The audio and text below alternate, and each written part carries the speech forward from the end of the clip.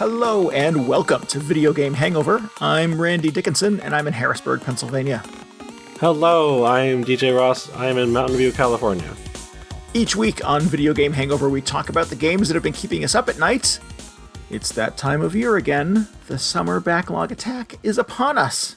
It's here. It's here. DJ and I are going to be sharing our backlog picks for this summer's big event.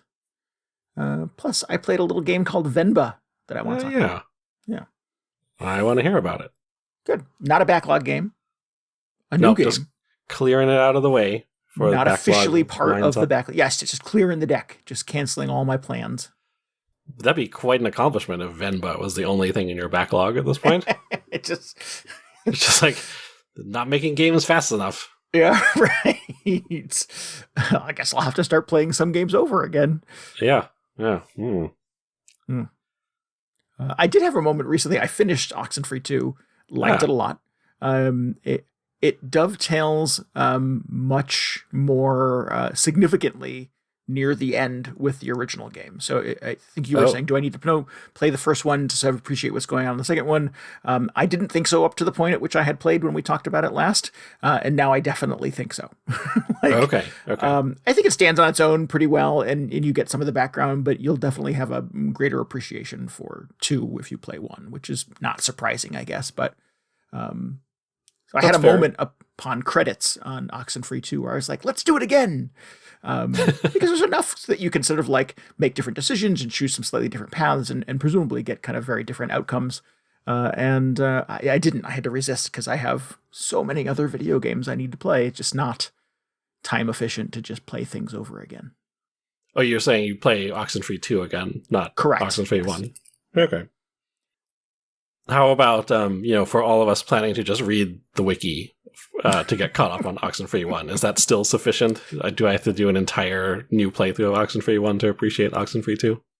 Probably not. I mean, I've not read the wiki, so I don't really have a horse in that race, but I suspect it covers all the salient points, so you're probably okay. Okay. Yeah. Reassuring to know. Yeah. But it's good. I liked it a lot. I mean, Oxenfree 2, so much so that I wanted to play it again upon finishing it. So it's definitely my kind of game. It's walking around talking, solving a mystery. Occasionally creepy, mysterious things happen. I'm like, this is all my stuff. This is exactly what I like in a video game. So it definitely works for me. Cool. Yeah. I'm glad it turned out well. Yeah, definitely. I don't know how we got there. Sorry about that. Hi, how are you? I'm doing Randy. Great. How are you? Things? Oh, were you asking me or were you just talking to the general audience? You're the only one here. I was going to say, I feel like I'm the only one here. No, I'm doing fine. Took a week off because very busy week last week, but now we're back in the studio. And by the studio, I just mean my desk in my apartment. Like, wait, when did you get a studio? Yeah. This whole time I've been, just recording out of the swanky little recording booth. I don't know. Just maybe someday. Somewhere on the Sunset Strip. It's the same place the Rolling Stones made all their records, Yes. Yeah, you can really hear it in the audio. Right.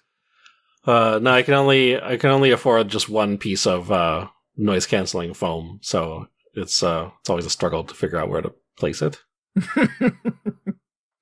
No, I don't know. I've thought about it, but I stopped short of re-wallpapering my living room just for the sake of the show. Maybe something. Yeah, like I was saying, doesn't really seem necessary. Yeah, but we're back. We are. How's everything? It's like we forgot how to do it. I feel like I've forgotten the normal amount that I forget from week to week, so I'm still feeling pretty good. You're good? Okay. Well, good. Maybe it's just me. Things are good. Yeah. Enjoying the summer, trying to occasionally go outside, although it is hotter than the sun always. That's definitely not true. You would be so much hotter if you were on the sun. It's as hot as? No, it's nearly as hot as the sun. Okay. Feeling a little worried about the people of Harrisburg. But yeah, it's nice. It's summer. It's doing summer things. There's like this weird like pressure to like get summer fun done. Get it done. I like Yeah. that. Get summer fun done. No, like I feel like, the winters are rough. They're just bleak and cold. There seems to be these sort of wild swings that we have now too, of course, which makes it even worse. And so like, yeah, summer feels like this kind of ticking time bomb where like I need to go to breweries and hang out with friends and socialize and occasionally see a beach and put my feet in the ocean and stuff. And like the time to do it is short and I must do those things. Oh, I don't feel like that at all. No, I mean, really. first of all, like I wouldn't go to a beach, but like as far as hanging out with friends, I'll just do it in the winter. It's fine.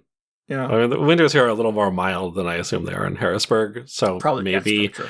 that has sort of changed my expectations of what I can do. But yeah, I'm just ready for fall weather, No. as I always am. Yeah, summer, we could slim it down to a few weeks out of every year just so I can appreciate what it's like when it's not summer.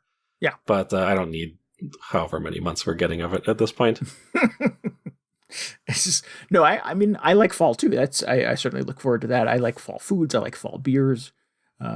It's actually to the point where I saw the first ads for like pumpkin spice stuff. Yeah. And I'm really not into like, oh yes, just give me that pumpkin spice latte. I'm not like that about it, but I saw it as just, like the first sign of fall starting to emerge. I was like, oh, thank God. This 90-degree weather will soon be behind us. Yes. Yeah. Well, I read that last week. The 7-Eleven, right? I think was like the first to the party with their pumpkin spice things. And I'm like, what? One, who goes to 7-Eleven for coffee? Maybe you're missing out. Maybe I'm missing out. But two, like, yeah, who rolls into 7-Eleven is like, give me that pumpkin spice latte on August Now that 1st. it's August, yes. Yeah. Now that the season is here. So yeah, maybe just a little too early for me. A little Although premature. I was in Target and they have like Halloween candy and stuff already on an end cap. Yeah, and yeah, I saw a little of that too. Yeah, these are not going to make it to Halloween. People are just eating these right now. Yes, yeah, that's a good point. So it's a mix of like, oh, this is too early for Halloween. So it's a mix of me being upset about that, but also being excited that it's sooner than it was like a month ago. Yeah,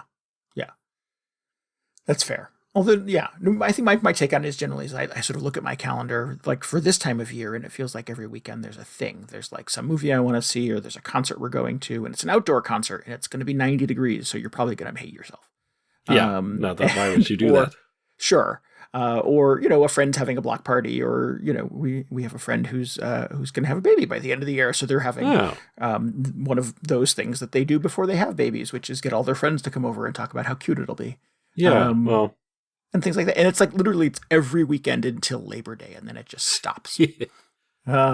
So there is like this pressure to like get all the weekend summer fun in because, you won't be able to leave the house for 6 months. Why don't you come out to the West Coast sometime and enjoy a very mild winter? Yeah. I mean, I'm not like resentful of it. I like hibernating. I also sort of, as much as I like being social, I also like being not social. So there is something about that does kind of fill my tank for next summer. But well, yeah, that's kind of where I'm at. So one of the staples of our summer here on Video Game Hangover is the Backlog Attack. Oh, hold on a second. I'm segueing. I was out last week, which means... Oh, you didn't think I was going to just skip over Final Fantasy XIV Fan Festival, did you? Oh, are we doing that? Well, I saw my outline. I have this outline here. Oh, I kept trying to throw the conversation to you, and I was getting nothing, TJ. I was just trying to figure out when to throw it in there, because, I like to surprise you with it. Right from the top. Hello, and welcome to Final Fantasy Fan Fest Recap 2023. I'll make it quick. I actually thought it was interesting because they, probably the biggest announcement is they usually do the new expansion announcement, which they did still. But early on in the show, they brought out Mr. Phil Spencer so he could announce that Final Fantasy is finally coming to Xbox after 10 years. Final Fantasy's not on Xbox? Final Fantasy XIV is not. Oh. And then they kind of like slid in the secondary announcement where they're like, oh yeah, we're happy to have 14 on there. And we're going to be working more closely with Square Enix and I guess the rest of the Final Fantasy series or something along those lines. They implied very heavily that you will be seeing more Final Fantasy on Xbox in the future. So interpret that as you will, whether that means like Final Fantasy XVI, whether that means the Pixel remasters, other stuff, who knows? I don't know if the Pixel remasters are on there currently. Is this a thing that Xbox fans are clamoring for? Are people like, oh, finally I can play Final Fantasy XIV? I'm sure there are some people. Yeah, some people just don't have, they got an Xbox instead of a PlayStation. They don't have a PC or whatever. They just don't really have a great way to play it. So now they finally will, which is cool. Yeah.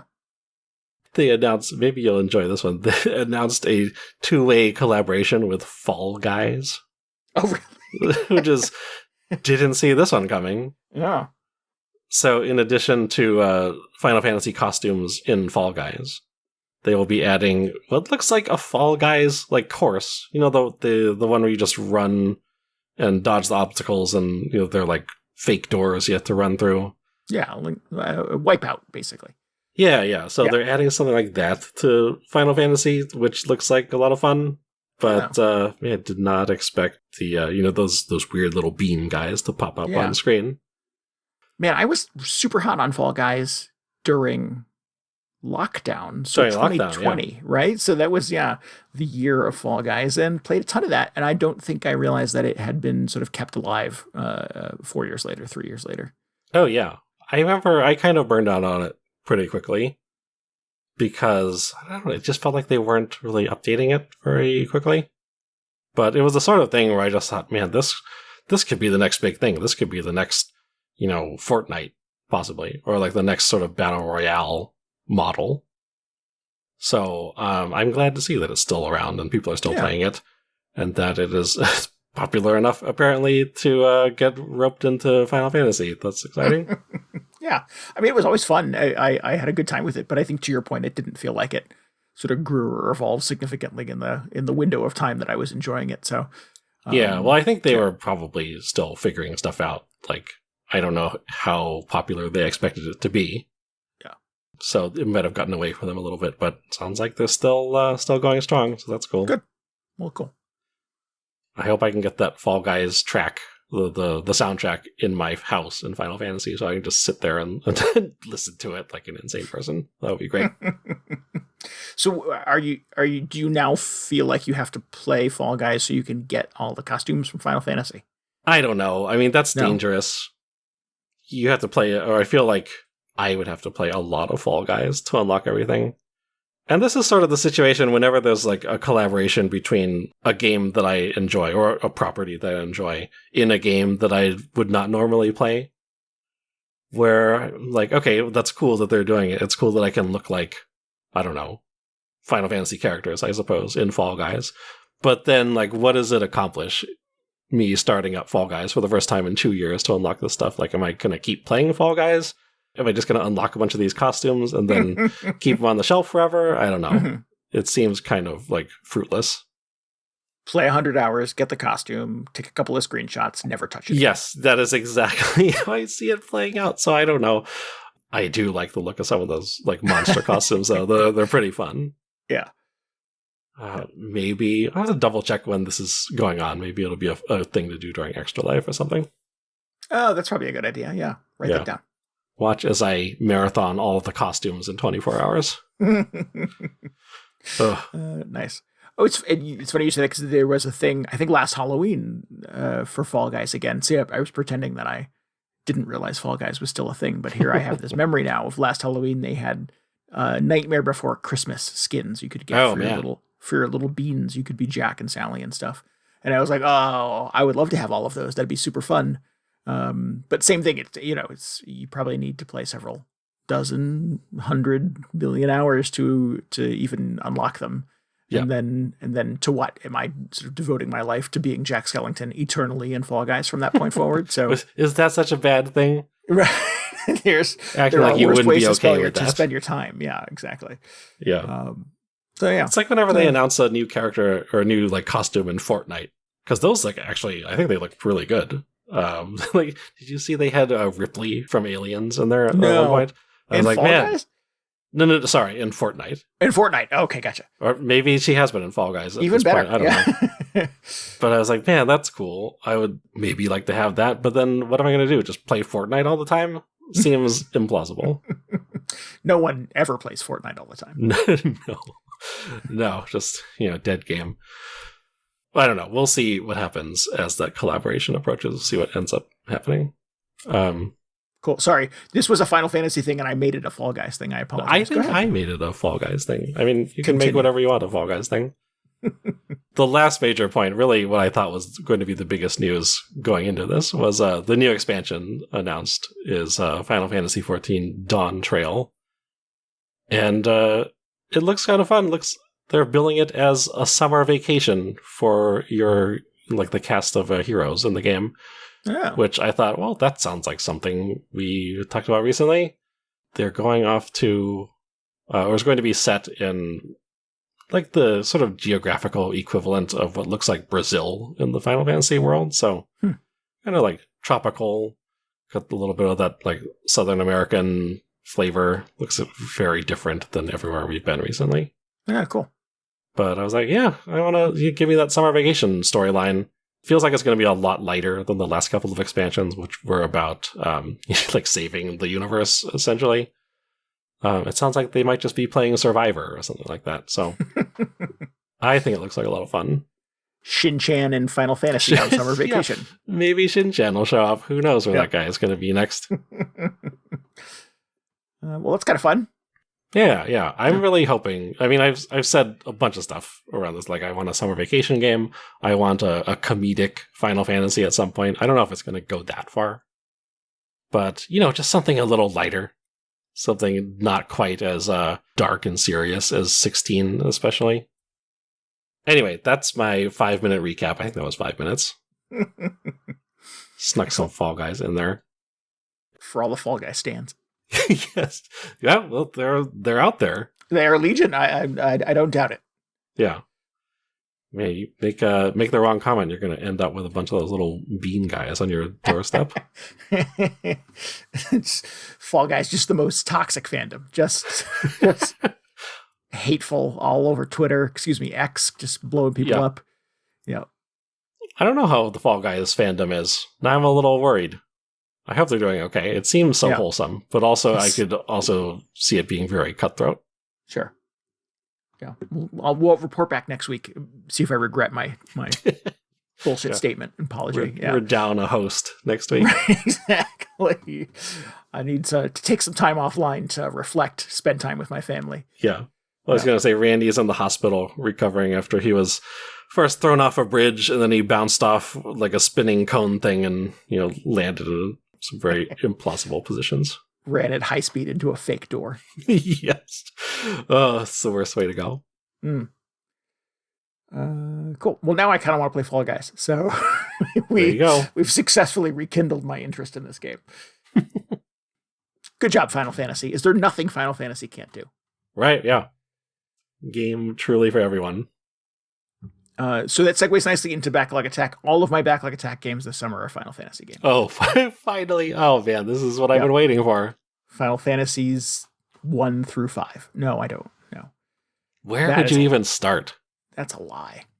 That's a lie? Yep. Well, now I'm just sad.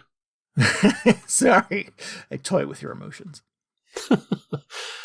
Well, I'm looking forward to this. The one highlight of the summer, I think, we take a month to just go through our backlog and play some old weird stuff while it's 100 degrees out. I have to satisfy this summer is Backlog Attack. Yeah, well, I was going to say it's the thing I look forward to the most every summer. Yeah. While I'm not going to the beach and all that stuff. Good. So for new listeners, I presumably we have new listeners. This is a thing that DJ and I have done for as long as we've done Video Game Hangover, I think, right? I think more or less, yeah. Yeah. We take a little time out of every summer. Historically, the summer is when video game release schedules have been pretty slight. And we felt like it was a good opportunity for us to sort of go back and play games we may have missed in the past. That summer lull is not really a thing in video gaming where the summer release schedules are crazy still, but we still try to find some time to shoehorn in our backlog attack. So our approach to this is generally 4 weeks, 4 games, just try to sort of make some progress, try to clear a couple of games out of our backlog, and maybe, feel a sense of accomplishment for being able to cross 4 of these off our list. Yeah. It started out as kind of like, how many games can you finish kind of deal. Right. But it is like kind of transformed since then into, like you said, going back to unexperienced games or just stuff that we have not had the opportunity to check out. Yeah.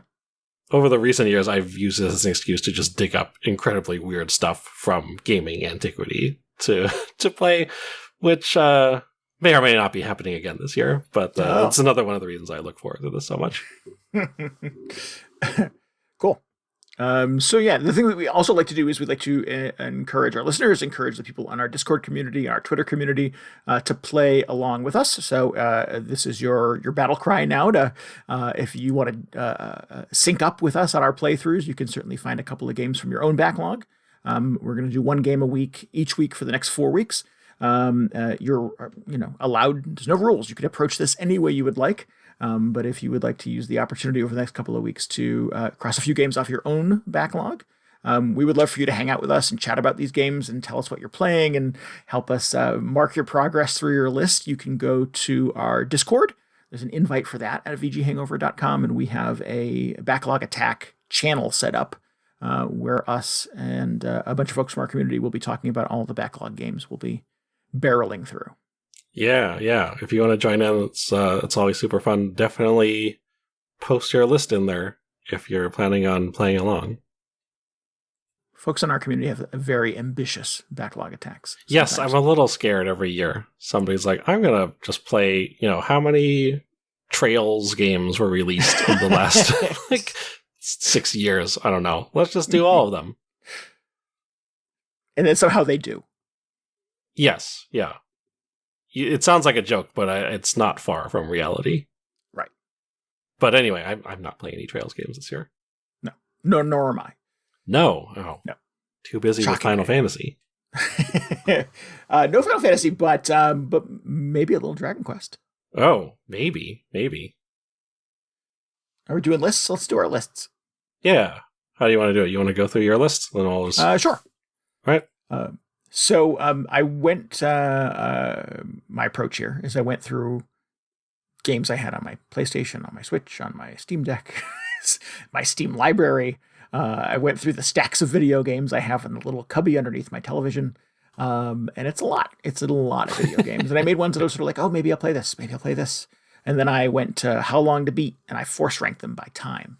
And anything that was like 26 hours or more, just no way. Sorry, it's just not never playing those games. No, as desperately as I do want to play some of those games, it's just not realistic for try to tackle them over the course of this little 4-week adventure here. So I tried to find things that felt like I could kind of fit them into a week apiece. So item number 1 on that list is the first Dragon Quest. Yes. Here we go.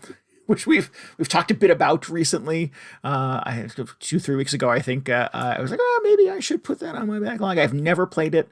I've sampled quite a bit of the Dragon Quest games over the years as they came out for the DS and the 3DS and now on other platforms as well. I really love 9. I really like, but have never finished 11. So I think I have a sort of an appreciation for Dragon Quest, but I've never been all the way back to the beginning. Mm-hmm. And I hear it's pretty approachable. It seems like it's a reasonable feat to tackle this over the course of a week.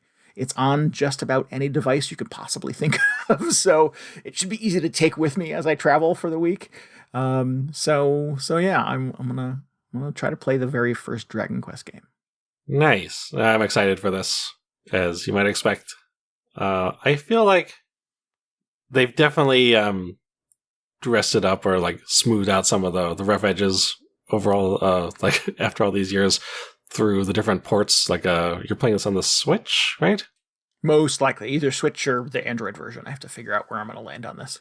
Yeah, I don't think I played the Switch version. No, I mean, I definitely haven't played the Switch version. The last time I played this was on my phone, which I thought was pretty good. Sure. they've definitely done some like rebalancing and made a bunch of quality of life improvements. From what I remember, I don't think you have to go and select, stairs or a door from a menu anymore. You just walk down the stairs. Hey, nice. I think we'll see how the Switch port plays out. But Cool. it's old, but I feel still approachable. And it's not like Dragon Quest XI. It's not 80 hours long. It's like just a little baby RPG. Good. People should make more baby RPGs. I don't know why 100 hours has become the standard. Yeah. Just seems completely insurmountable as an adult to tackle a game that long. So yeah, it's cool that Dragon Quest is just somewhere under 10 according to how long to beat. That sounds about right. Yeah. Plus, after we talked about it a couple weeks ago, I went and actually found that Dragon Quest, Adventurer's Guide? I forgot what they called it, but it was the sort of strategy booklet that came with Dragon Warrior 1 for the NES. And it's essentially a walkthrough. Yeah. So my recommendation is just play this with that guide. It's like actually a PDF on the Internet Archive. Just open on your phone or something. It'll just tell you everything you need to do. You don't need to, wander around aimlessly trying to find the one specific square on the world map where they've hidden the armor or whatever it is. Just have the guide tell you. I think it'll be a good experience. Good. Yeah, I'm certainly open to that. The thing that you shared with me is super cool. I definitely want to keep that handy as I work my way through it. So, wandering into this blind is probably a recipe for disaster. So, it's cool that 20-something years ago, somebody had the foresight to include a walkthrough with the game, and Oh yeah. Here in 2023, it's still going to be used by me as I make my way through it. I'm wondering how you're going to do with the random encounters, because those are still in this, but yeah, they're only, this is the funny thing about Dragon Quest 1 is it's always just one enemy, and it's only you in the party, so it's always just one-on-one, these random encounters, which I think is kind of unusual as far as RPGs go. So at least they're quick. Good. I'm a little worried about that encounter rate. It's super frustrating in Dragon Quest VII. I think was ultimately the reason I stopped playing that game. Is I'm like, nope, you can't seem to tweak the encounter rate, and it's just like you walk a foot and a half, and there's a random encounter that just sort of pops out of nowhere, and it was super frustrating. So yeah, it kind of broke me. But we'll save my thoughts on that for when I've actually played the game. I am sure it'll be fine. Before you know it, you'll just be one-shotting everything. They'll just be like, oh, was that a random encounter? I barely even noticed. That's my favorite kind of random encounter. Yeah.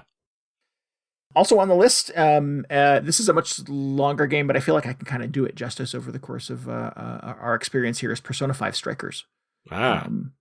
I am not nearly as strong as a mainline Persona game, but it's still a pretty beefy experience. But it is a kind of a hack and slash approach to a Persona game. It's a little bit of a Musu approach to a Persona game. So if it's anything like the Hyrule Warriors and the Dragon Quest Heroes and stuff like that, I feel like I can get some good time in with this thing over the course of over the summer here. So how long is this supposed to be?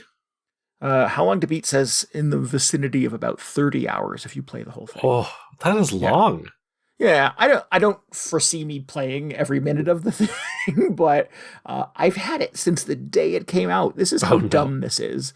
I bought this on release day and still has plastic on it. I've never taken it out of the package. Oh, man. So just appreciating in value. So yeah, my commitment for this is I'm just going to take the plastic off of it. That's it. That's enough. Okay, yeah, that's enough progress. No. I will actually put it in my Switch and play some of it and talk about it on the show. Excellent. Yeah.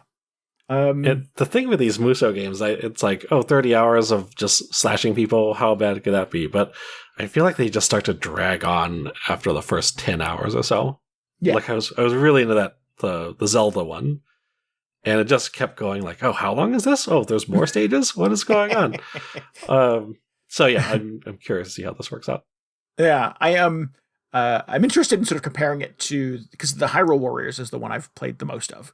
And I like that game, and it was a surprise to me because I had never played like a Dynasty Warriors type game before. So I didn't know really what I was kind of getting myself into with Hyrule Warriors, and was super into it. But like you said, kind of hit a wall, and it really didn't sort of change or grow significantly over the course of the time. It was just more waves, and oh, cool! I unlocked a different version of Link that I can now use, and so I'm hoping Persona 5 does Strikers does a little bit more with that model. We'll see how it goes. I hope so. At least it can do is give you some different characters to switch it up with, because I feel like that extends the sort of longevity quite a bit. Definitely. Also, Strikers is supposed to be sort of a kind of a direct sequel to 5. And rather than, I don't know, the Hyrule Warriors one was sort of like this greatest hits thing that had kind of a loosely cobbled together story. Whereas P5 Strikers anyway seems to be a little more, kind of in line with the events from the first game. So, I guess the 5th game, excuse me. Yeah. That's interesting too. Not having played Persona 5, I don't really know what to make of that, but definitely not the approach I was expecting. I think that was some of my reluctance to not play it right away. Was I was like, well, maybe I'll finish Persona 5 before I try Strikers, and that's just a silly thing. Have you tapped out on Persona 5 at this point? I think I've kind of admitted defeat. Yeah, it seems unlikely that I'll get back to it. I mean, I kind of know where it goes. I put a ton of time into it. I suspect I'm not super far from the end, but it's been years now since I faded on Persona 5. I don't even know where to jump back into that. Oh, well, I'll pour one out for those guys. That's fine. And they'll get my money. Yeah. Next on the list, Resident Evil Village. Hey. Scary summer games. Yeah, another fan favorite. Yeah, it's going to be. This is kind of where I've left off. I've played, I believe, all the prior Resident Evil games up to 7, and Resident Evil Village is 7, is it not? That's right. Yeah, it's 6. Yep. Nope, it's 7. So this will get me current. Wait. No. Hold on. Wait. Resident Evil Village or Biohazard? Oh. Okay, we're gonna have to put a pin in this. I'll have to check. I was looking at it and I was like, it's Resident Evil 7 because it's got the Roman numeral 7 right in Village. But I was like, wait a minute, that's an 8. Oh, which game are we talking about here? I've not played Biohazard and I've not played Village. I will not be able to play both of them for my Backlog Attack. But if I want to play them in order, I probably need to go back to Biohazard. Yeah, I feel like you have to play that one first because from what I understand, Village is a direct sequel to it. Oh, interesting. Okay. Yeah. Spoilers. So let me come back to this. You will be playing some, as of yet undetermined, Resident Evil game. Some modern Resident Evil game. One of the kind of grungy, scary ones that have come out in the last couple of years. I've not played Biohazard. That's probably where I need to go back in. I'll have to see where that is hiding. I know I have a copy of it in the house someplace. Oh, man. Hopefully you don't need to, place a bunch of gemstones to get it out of the cabinet where it's locked up. Just solve a puzzle to unlock it. Yeah. And then last but not least on my Backlog Attack is Spider-Man Miles Morales. Hey. Generally don't get super excited about superhero things or Marvel things and stuff like that, but really, really liked the Spider-Man game. Kind of excited about Spider-Man 2, which comes out this fall. Have not played this thing that sort of lands in between those. This, I guess it's DLC. It's kind of DLC for the first Spider-Man game. That sort of hands the torch off to Miles Morales. So I want to play that. And I've heard it is quite achievable. It says it's 8 hours long. Oh, that's not bad. I thought this was like a whole separate thing. Like that first Spider-Man game was enormous, wasn't it? It was pretty massive, yeah. And I put a lot of time into that game. So I think I was afraid that Miles Morales it was equal to that in its scope. But I guess it's a much more kind of finite experience. So cool. Okay. Well, that sounds more manageable. Yeah, definitely. I'm sure that Spider-Man 2 will be colossal. So no doubt. Get ready. So should be a nice warm up for that to remind me of why I like the Spider-Man games, the modern Spider-Man games, the Insomniac ones. Yeah, I'm looking forward to getting back to that series. Cool. And yeah, it's interesting that sort of Miles Morales is sort of like the sort of the cultural standard for Spider-Man now with the Spider-Verse movies. It feels like those are all Miles Morales, right? I think at this point. So yeah, I'm interested to sort of see the video game take on that. Yeah. What does he got? Or what else does he have going on besides just the spider powers? Doesn't he have like electricity or something? Ooh, I don't know. We'll find out. I'll let you know. Okay. For the longest time, I thought he was just, he's a different guy in the suit. But I don't know. I'm not really familiar with what's going on in the comics at this point. So when they announced, I thought I saw him shooting lightning or something at some point. Yeah. I just thought, oh, Spider-Man can do that now. Well, see, this is the fun part of anytime I sort of wander into superhero fandom, it's all new to me, DJ. So okay. Yeah, I'm just sort of like, cool, I didn't know Spider-Man could do that. He could shoot fire out of his face. I had no idea. Oh, jeez. Yeah. That'd be exciting. Yeah, so it's I've Batman, I think I've consumed enough Batman at this point that I can sort of explain some of it to people, to my girlfriend, who occasionally when we watch Batman movies, I'm like, hey, that guy's Robin.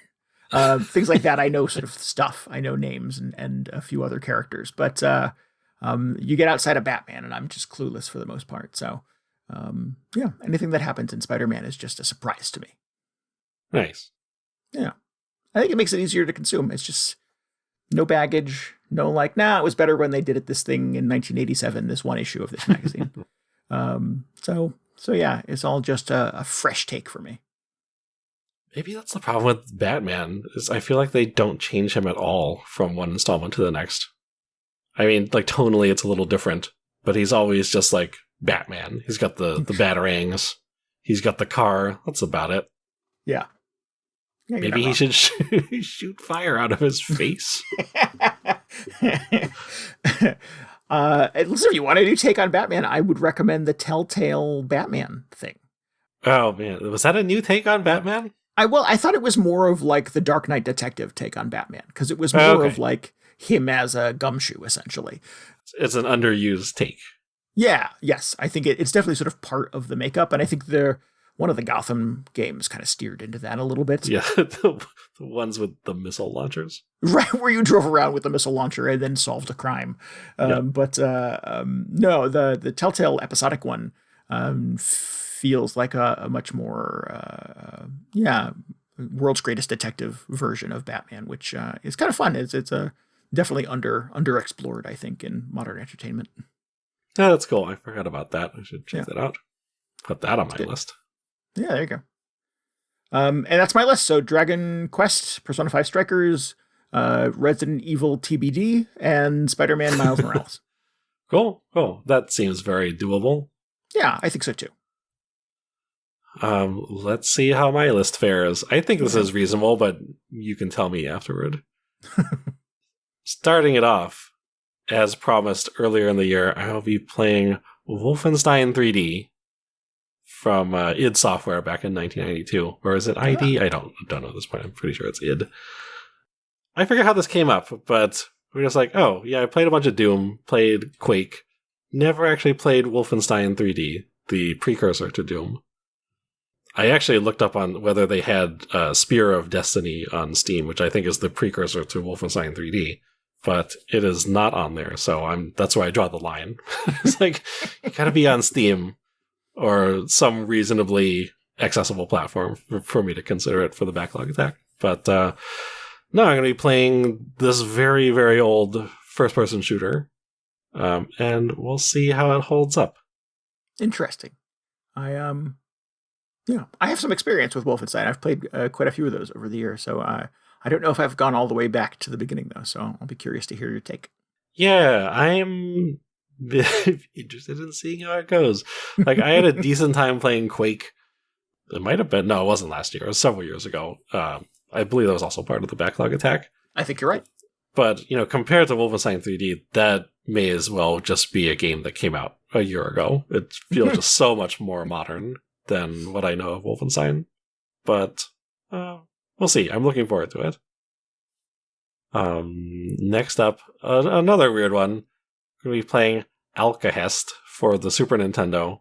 What? This came onto my radar because it's a Japanese action game. I think there's some RPG elements. It was published by Squaresoft in Japan. This predates the Square Enix merger. And never came out in the US or in English, I think. So I had actually never heard of this until I saw some people start talking about it on social media because of this weird sort of space it occupies, like this Japan-only RPG. So it was published by Square. It was actually developed by HAL Labs, who did the Kirby games. Yeah. I think Satoru Iwata was actually producer on it. And then I believe has the same composer, like a music composer, as the Kirby games. So it's just like this weird sort of overlooked game that exists, and I did not even really know about until this year. I was surprised, like I hadn't even heard of this until like a few months ago. And lo and behold, somebody has cobbled together a full English translation for it. So I'm going to be putting that to good use, and we'll see how it goes. I'm a fan of a bunch of these like weird little obscure sort of one-shot RPGs back on the Super Nintendo. So I'm kind of thrilled to see that I like forgot about one. And I don't know what my expectations should be. Like, is this going to be like top 10 after all is said and done, or is it just going to be another sort of weird little experimental thing? But kind of exciting to just go back and play an old Super NES game. Yeah, man, I've never heard of it. I mean, it's probably not surprising that I've never heard of this, but yeah, this goes back quite a ways, 30 years. Yeah. It's getting up there. Oh yeah, timed perfectly for the 30th anniversary of Alcahest. That'll be great. Next up, there's a new Armored Core coming out this month, or yeah, I think it's actually this month. Armored Core 6, right? You're a big fan. Oh yeah, yeah. Everybody loves Armored Core. Oh yeah. I don't think I've ever played an Armored Core. I might have played like one of the first couple on PlayStation 1. But I'm a little curious about the new one. I like mechs, like giant robots, supposedly. I'm like...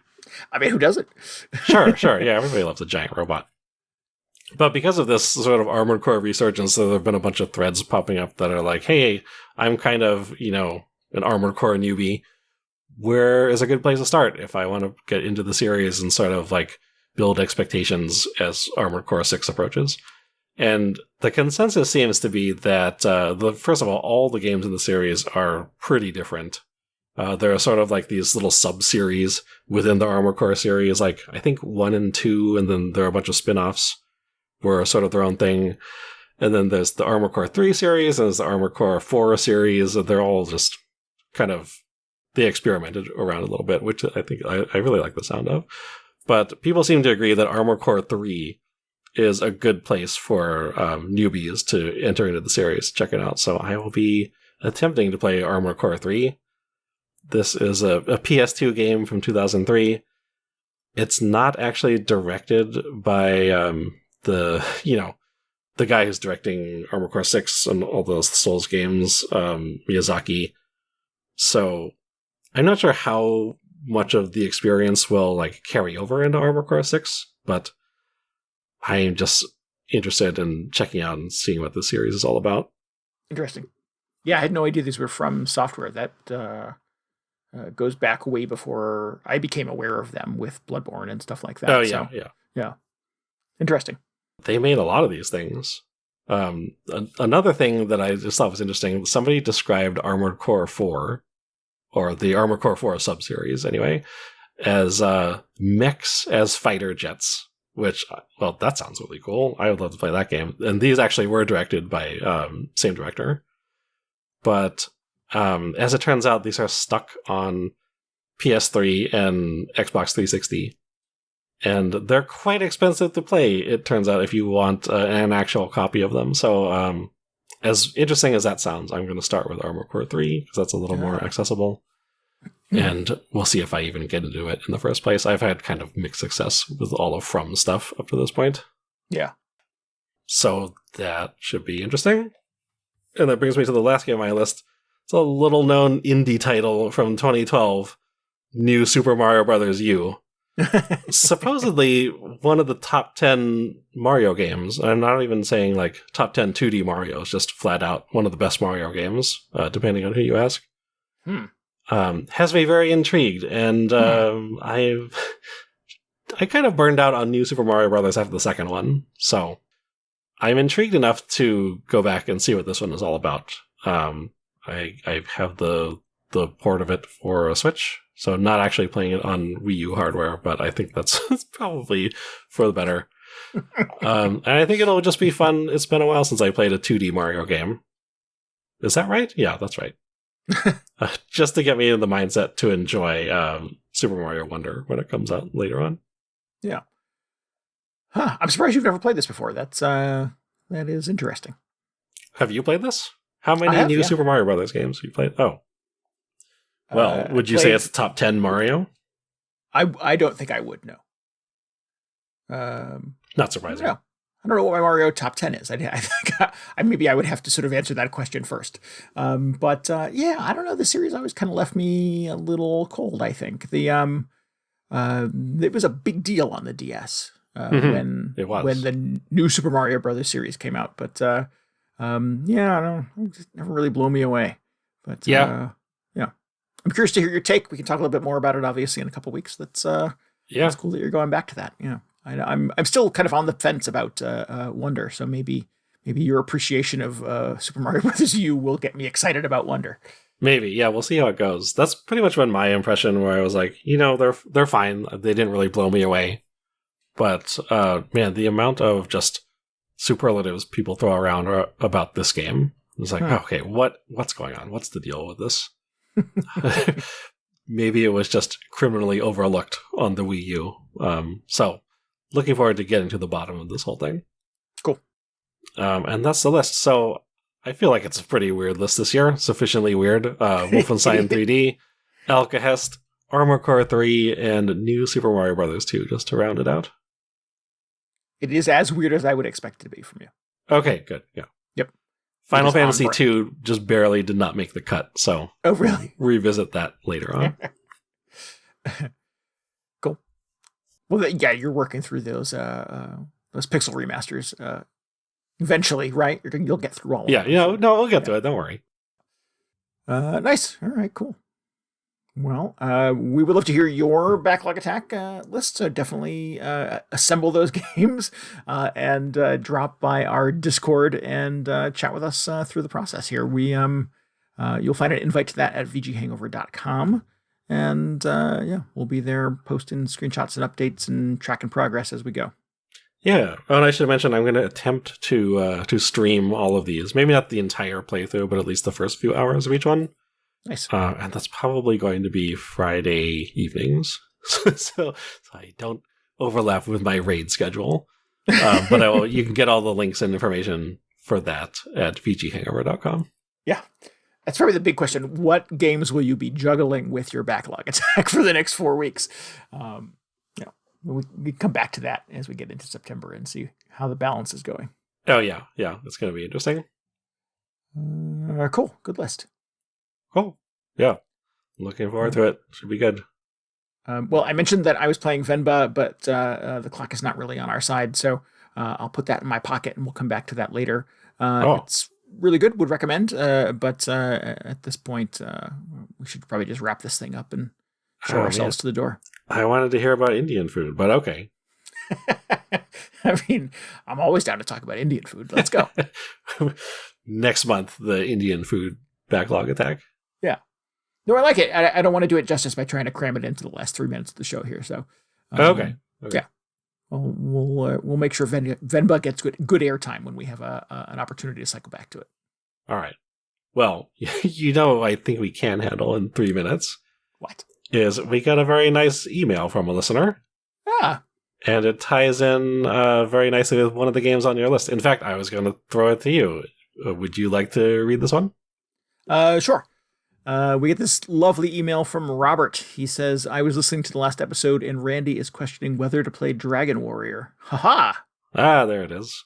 I play Dragon Warrior once a year. Wow. Typically the Game Boy Color version. I got introduced to the world of RPGs with Dragon Warrior on the NES back in the 90s. Dragon Warrior is the minimum needed to have an RPG. It sounds like you're condescending to it, but I think he clarifies his point. He says, no complex job system, no crafting, etc. Just kill monsters, save the princess, and defeat the Dragon Lord. So it's like efficient. It's lean. Yeah, it's sort of a pretty prototype accurate of an RPG. Yeah. If Dragon Warrior was a car, it would be a Model T. Frame, wheels, engine, and steering wheel. Just a return to the basics. Have fun and keep the episodes coming. He says, P.S. It's okay to use a walkthrough on maps and watch out for the golem. Oh, yeah. Watch out for him. He's tricky. Golem. Good tip. Okay. I will definitely be using walkthroughs and maps. I've got my resources already assembled here. And I appreciate the words of encouragement. How many times can somebody tell you it's a really good game before you actually play it yourself? So fine, I'll play it. Leave me alone already. Oh, man. No, seriously, send him more emails to play Dragon Quest 1. It'd be great. I love that. First of all, Robert, you play Dragon Warrior once a year. That's impressive. Yeah. Also, the Game Boy Color version is great. That's the most recent version, or that's the version I played most recently before the mobile one. And I can confirm it's a very, very good port of Dragon Quest, at least as far as I can tell. Nice. If only there was an eShop where I could buy Game Boy Color games. If only. If only somebody would just come up with that. That would be amazing. Cool. No, love the recommendation. Love the email. If you, like Robert, would like to email us, you can always send us an email at Randy, DJ, or just contact at VG. No, what is it? What's our website? VGHangover.com. There you go. You got it. Yep. It seems so easy, and I screwed it up. Thanks, Robert. That's awesome. We appreciate the words of encouragement. Yeah. Oh, man. Maybe I should play Dragon Quest for my Backlog Attack. Maybe I'll just play it anyway. Maybe you should just copy my Backlog Attack teacher. Well, I don't want to play Persona 5 so I can get caught up before Strikers. Last summer, I was like, I'm going to play the original Legend of Zelda. And then we got on the mic and you were like, I played it too. Yeah. That was fun. See, now I'm just going to do it. There are no rules. You can do whatever you want. Yeah. It's only 9 hours. You can squeeze that in an afternoon. Just don't go to work one day. I'll write you a note. Okay, good. Yeah. He's excused. He has to play some old video game. You know how it is. If you need any more video game hangover in your brain, you should follow us on Twitter at twitter.com/VGHangover. And you can always get show notes and links and tell us what you thought about this episode at VGHangover.com as well.